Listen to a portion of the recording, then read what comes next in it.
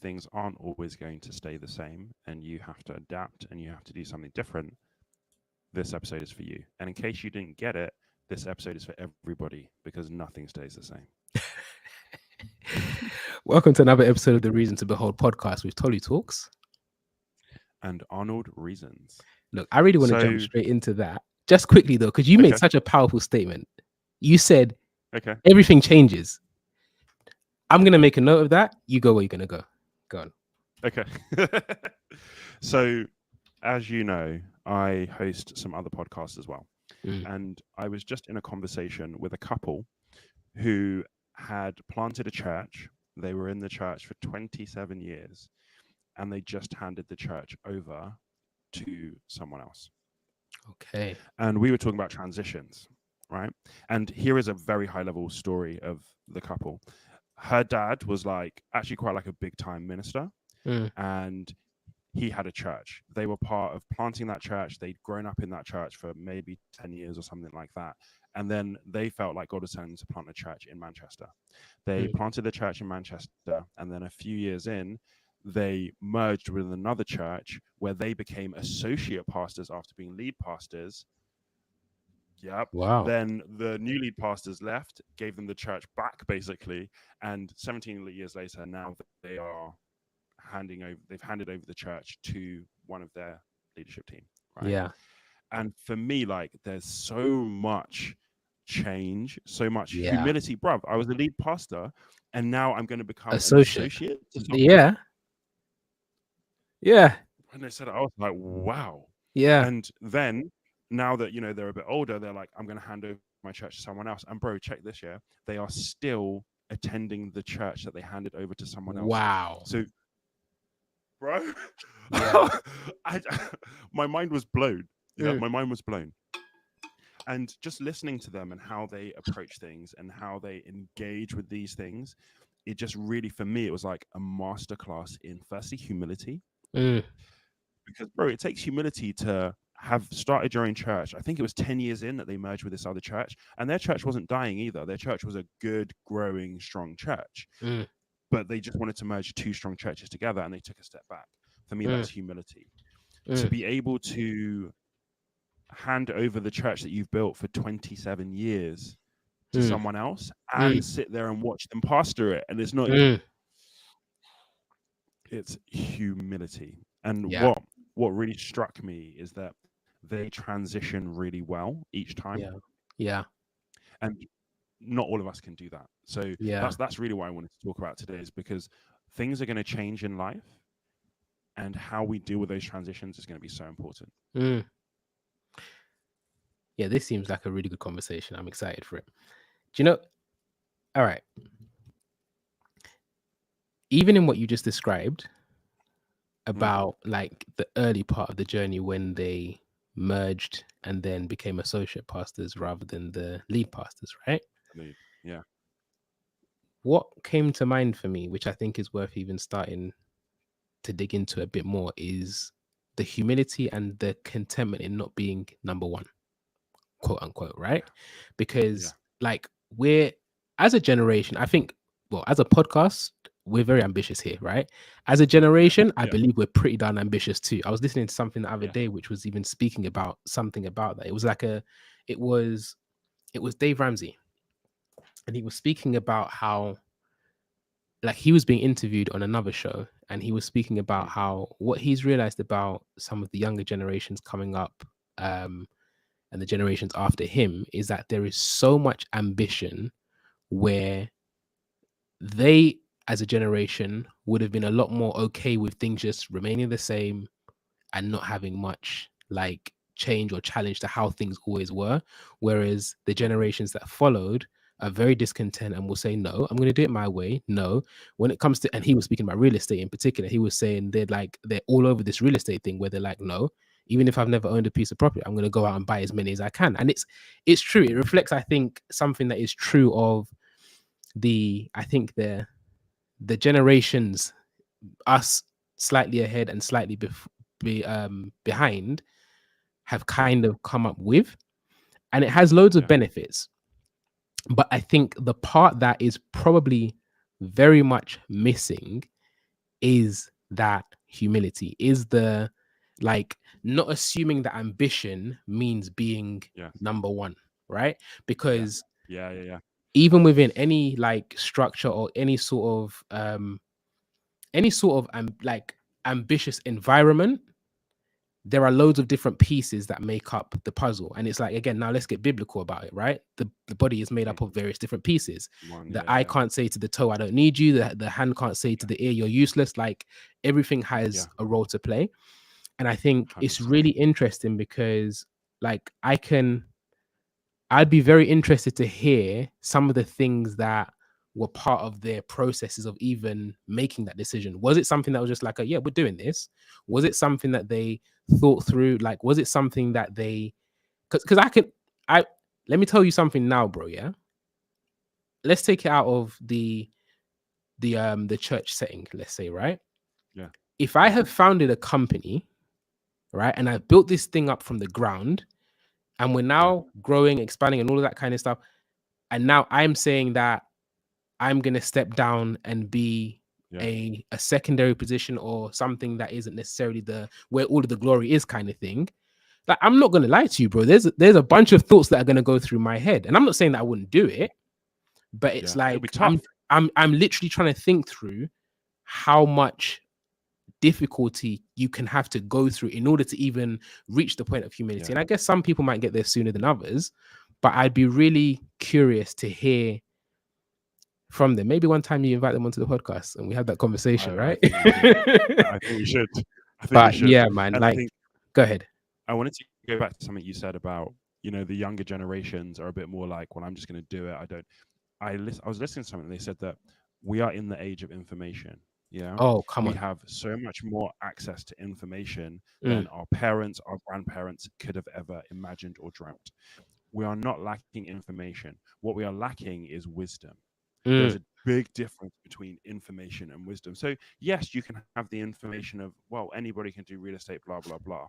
But do you have the wisdom of how to navigate that information that you've got? Do you have the wisdom to discern, okay, this is true, this is not, this is Mm. good, this isn't, I should do this at this time, I shouldn't do that at this time. So I think Yeah. that distinction between information and wisdom is so important, because once you start doing the thing and you make your mistakes, Yep. that's where your experience and your wisdom comes in. But we don't have as much experience in some things as the generations before us, also because we live so much of our lives online. Like we're Oh not my actually gosh. out and about doing the stuff as much. So Yeah. how Yeah. could we be? Yeah. You know? Yeah. And you know what? It's funny because I'm just writing down. There's a few things I've listened to this week as well. But something that I listened to this week that was actually speaking about how we've got this abundance of information as well. They Yeah. were speaking about how with the abundance of information, we also have an abundance of disinformation and misinformation as well. Yeah. And so Yeah. that's why it connects really well with what you were speaking about with the wisdom, because it's like with all of this information, plus the disinformation, misinformation, and no clear, absolute way to know what's true from what's false. Like, forget to even mention AI, yeah? And all of the stuff that can be Deepfakes. produced with deepfakes and stuff like that. Like, how do you know what is really true? How do you? Mm. And that's where wisdom really comes into it. And I think Mm. connected with wisdom, there's such a important role that humility does play, because wisdom is something that you can acquire through experience or Mm. through the experience of others, right? And Yeah. it's so Yeah. connected to even like a season that I'm in at the moment. Like there's clients that I've been connected with who are like way ahead in this property game, like ridiculously ahead, right? Mm. Mm. And in through those relationships, right? Yes, I'm doing the job. I'm providing a valuable service which they highly value and all that kind of stuff, which is amazing. But for me, the value that I get out of some relationships like those is way more than just the money, right? The money is great, Yeah. but like Yeah. I get to benefit from actually saying, okay, you've gone way ahead of me in this thing. There are so many mistakes, and I'm telling you, time after time, whenever we speak, right? I'm learning stories about mistakes. I'm learning things about how this all started. I'm hearing things about what went wrong. I'm hearing things about what I would have done if I knew better. Like, and these are the kind of things Yeah. which for me are so much more valuable than money, because Invaluable. I'm Yeah. gaining and I'm learning from their experiences, their failures, and that provides Mhm. me with a shortcut to wisdom. So when I go back to YouTube and the internet, and I start hearing 1,000 people telling me this is how you got to do it, this is what it leads to, like I have something that I can use to help me to discern what is true from what is false, to be able to smell what is the real thing from something that is just a cash cow to feed me something, feed them something else, you know.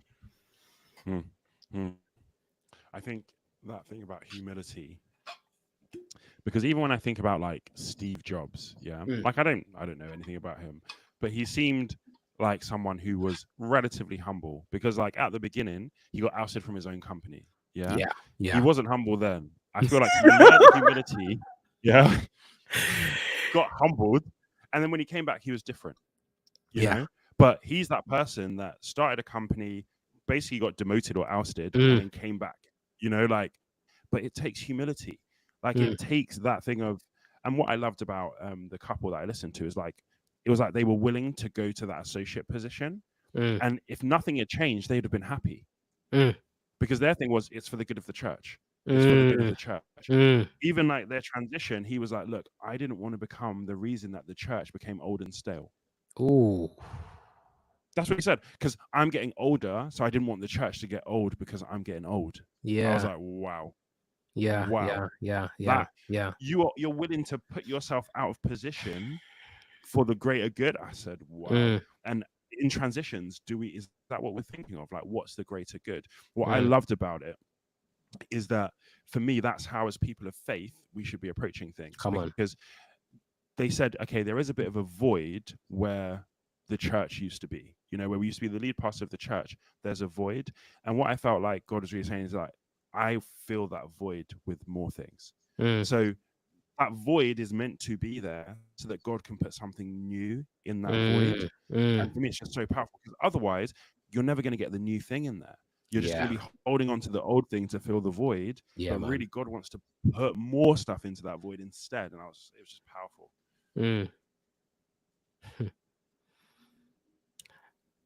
Somewhat of an offshoot of something you mentioned in passing, you're speaking about the online connection.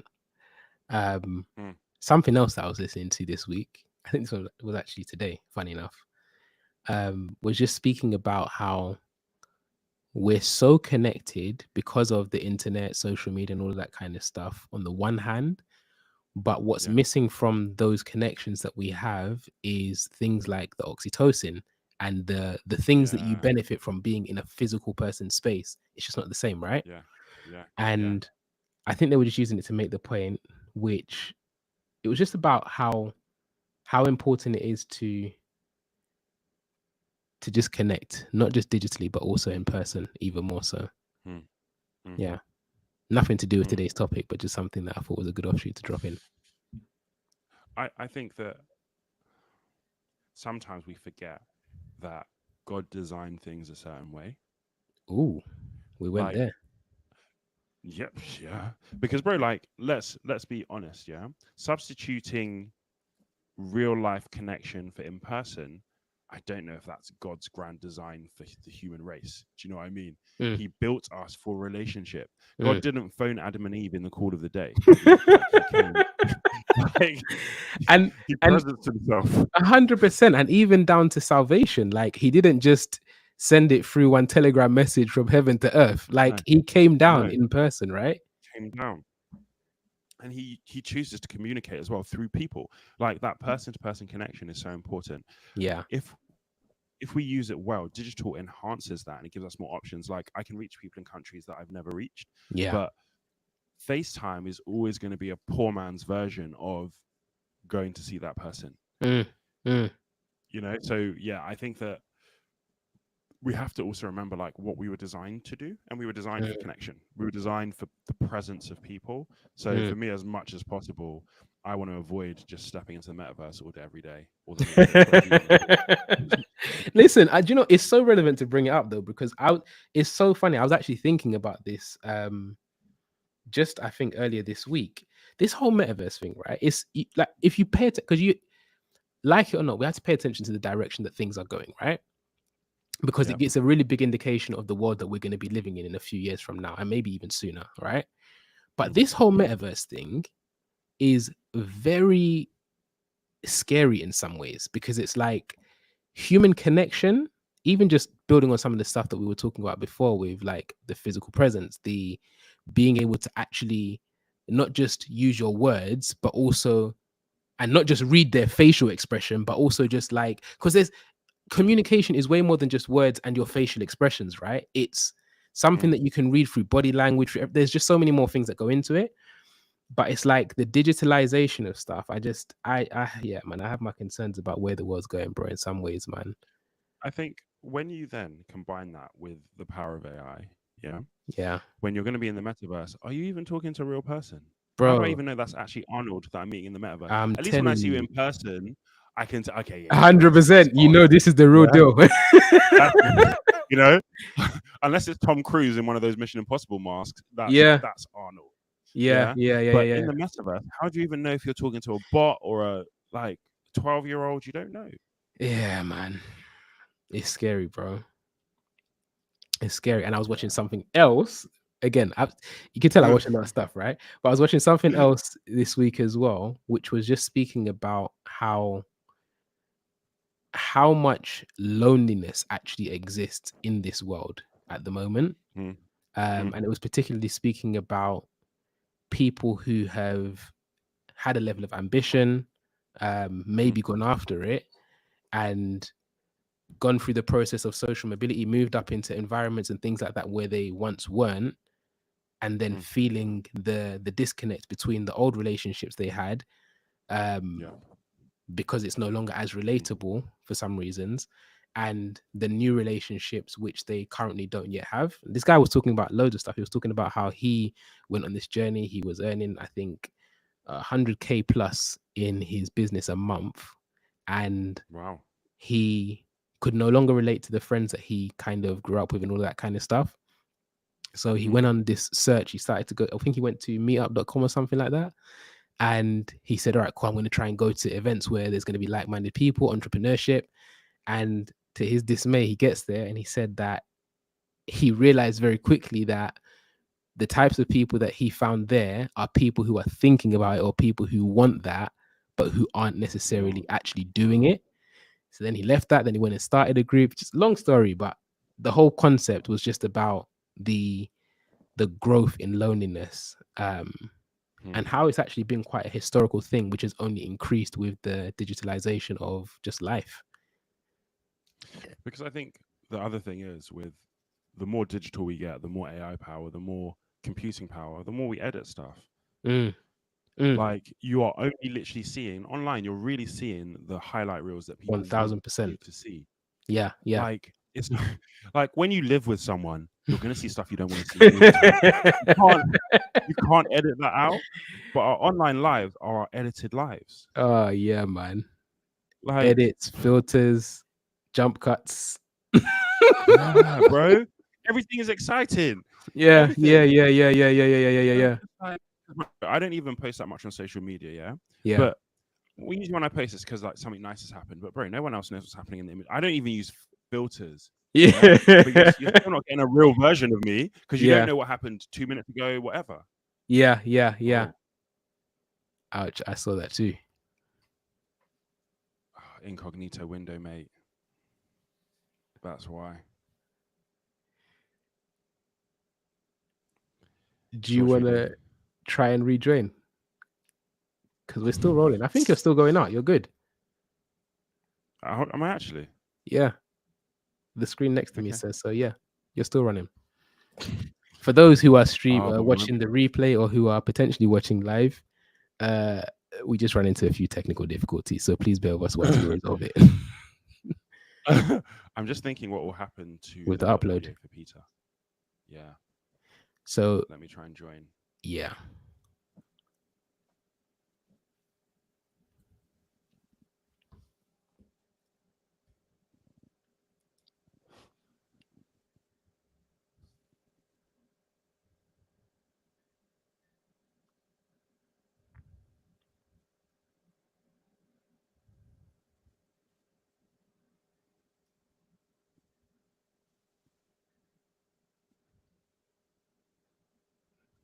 2 for the price of 1.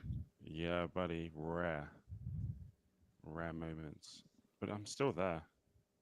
Don't know why. Okay. Can you kick me What? out? The other one. Yeah, I just did. Okay.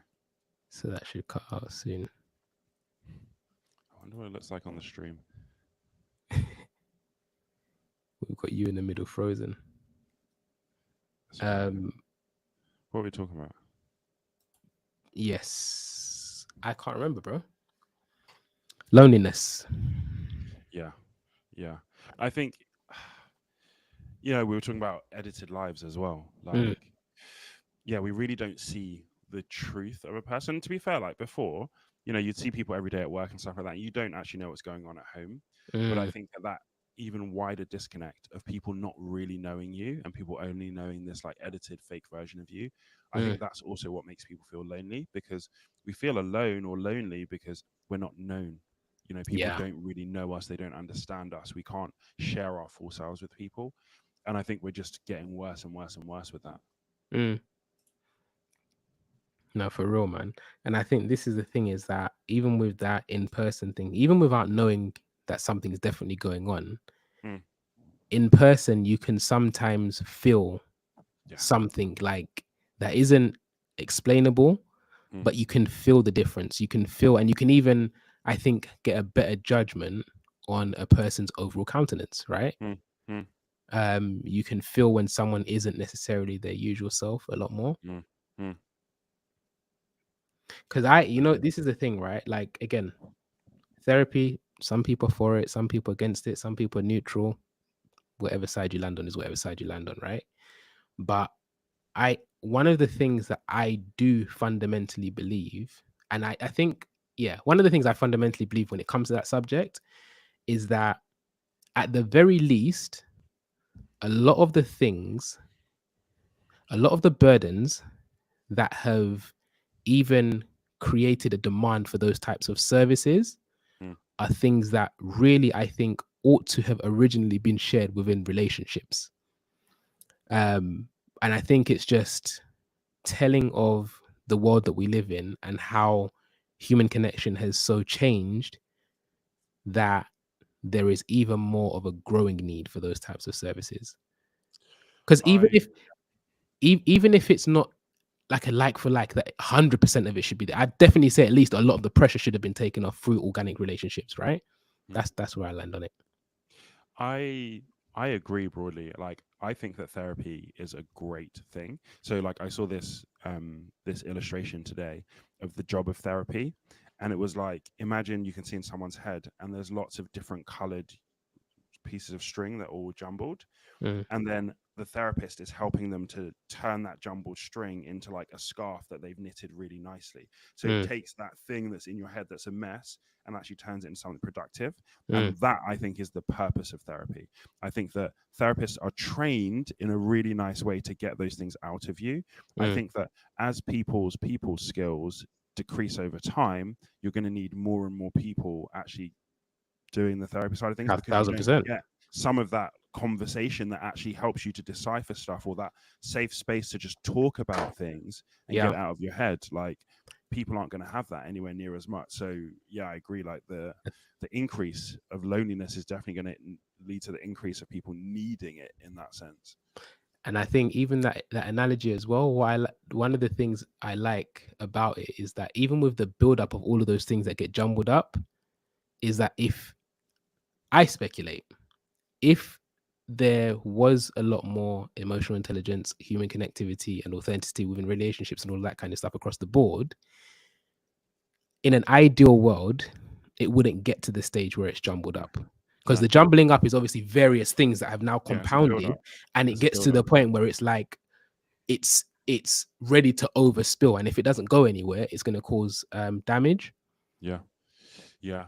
And do you know what? That's one of the things that I actually quite like about this. There's like a new surge of therapeutic parenting, Mm, where like you are having different conversations with your children, you're helping them to understand themselves, you're learning to understand them more. Like that kind of stuff is what's, I'm seeing that's good, that Mm. therapeutic parenting, because then your kids learn how to better declutter their heads. They learn how to Mm. better deal with things that are happening. And I think that that's definitely on the increase, which is something that's great. Mm. But what's a shame is that we're not then going to use those skills in real life. We're Mm. mostly going to be then, when we grow up, our interactions are becoming more and more digital than they are actually with people like that. Mm. Mm. You know, That's really because you can also interesting. get like AI girlfriends and stuff, which This is is wild, bro. wild to me. This is actually wild. And you know what? It's funny you say that, because even outside of AI girlfriends, this is going to a bit of the dark side, right? 18 plus. But I remember watching something at one point. It was a clean program, but they were just talking about something unclean, and they were just speaking about the example. No, I remember what I was watching now. It wasn't even. It was Andrew Tate, bro. He was talking about his own business. I remember now, but he was just talking at the time about how, you know, he would have these girls that he was paying or whatever, and they would be telling these dudes that were just like ultra lonely, you know, building relationships, becoming familiar with them, saying their name and speaking about how they wanted to meet them and this and the other. The guys are obviously paying, and the cam girls are obviously doing things that they ought not to be doing otherwise, but they're doing, right? Because that's what they decided to do. But it's just interesting, because in the same vein of you talking about having an AI girlfriend, it's like there is such a desire for connection Yes. that there are companies, people out there who are absolutely monetizing Yeah. on loan. And this is some of the That's, some of the ethical questions that can rise up around capitalism when it's Yep. taken to its extreme, right? yep. Are Because they you know me, creating bro. I'm loneliness and for monetizing it? Yeah, I'm for capitalism generally speaking, but I think there has to be an ethical context in which capitalism exists, because it's like, are we really gonna like? I don't know, man. I Bro, just it does not make it's it's not it's yeah. is there such a thing as an ethical context when you have greedy people, though? What do you mean? Like, so for example, yeah, I was on this stag do, yeah, Yeah. and it was a non-Christian stag do, and we were having like some of these like philosophical debates, Mm. yeah, and one of them was about like, okay, you know, would you steal a fridge magnet? Yeah, so like we were in a bar, they took pictures of us, or a restaurant took pictures of us, gave it to us on the fridge magnet, yeah. Mm. One of the guys wanted to steal it. I'm like, we're not stealing it. Like, are you crazy? Like, we're in our 30s, bro. Why do you want to steal this thing? The adrenaline hunt. Bro, let alone, yeah, we're in Prague and I'm a large black man in Prague. There are not many black, I'm not going to prison in Prague, yeah? And one of the conversations we were having was about, you know, the fact that humans, we can be quite greedy. So like you start with stealing the fridge magnet and you justify it. Yeah. That's how when you get to like Parliament and you're stealing millions of pounds, you can justify it, because over time it just grows, it grows, Yeah, it grows. yeah. So for me, it's like when you have greed in Yeah. any way, shape, or form, Yeah. people are always going to be taking advantage of one of each other. Capitalism, yeah. One way could be it's about capital, but the other, it could be capitalizing on other people. Absolutely. So for me, it's like I'm a big fan of enterprise and ambition and people making money. Yeah. But bro, the way we're doing it, the greed, Yeah. mate. And it's the nature of the world that we live in, and it will only get worse, right? Because Bro, it abounds. It abounds more and more. 100%. Like, and this is the thing, is that, you know, with every breakthrough, every new technology, every new thing that, or seemingly new thing in this world that we come to discover, countless industries and opportunities are also birthed, right? Take, for example, smartphones. Someone decided to go off and create, let's even use Apple iPhone, right? You've got cases, you've got replica chargers and headphones because people don't want to pay the full price. You've got screen protectors, you've got app developers, you've got all sorts of bolt-ons and things that can be used and built around the fact that one person created this thing. And what I do wonder, honestly, bro, is with AI, what does that list look like? Because I think, yes, we're starting to see some of like the early iterations of what those things look like. But even when you think about even like robots, right? they've been working on this stuff for years. What's that company? Decades. Boston something. There's What? a company Boston called Boston. Robotics. Yeah, I think it's them. Like I've over the years at different times, I've just seen little snippets of the developments of Boston their. Dynamics. That's the one.